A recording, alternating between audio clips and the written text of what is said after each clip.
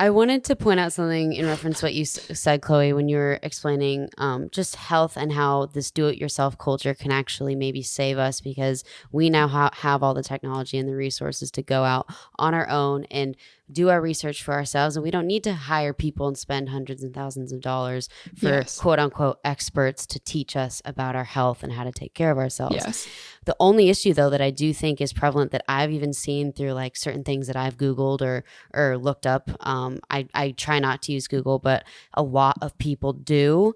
And I've noticed, even if you were to look up what type of seed oils are the healthiest, they will tell you what they want you to see.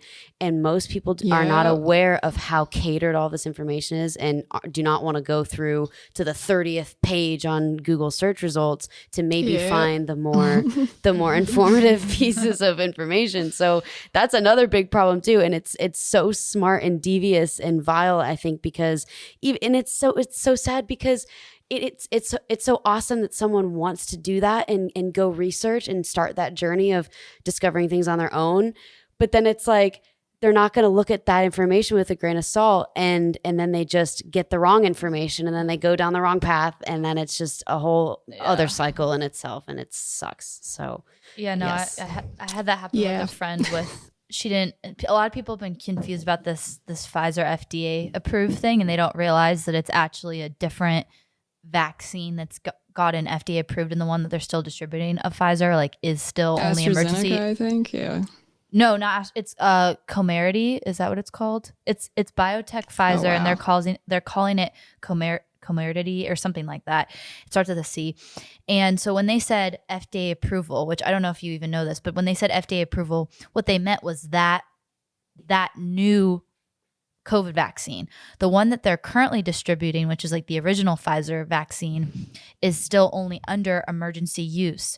And so they're only distributing that because they have all these extra vials of it, and they haven't even really touched the biotech Pfizer one that's technically FDA approved. And when you read the contracts that got leaked between Pfizer and all these governments, we agreed with Pfizer that we would protect them from liability, and the only way that we can do that is by not making it FDA approved. So that is why people are still being distributed the one that isn't FDA approved.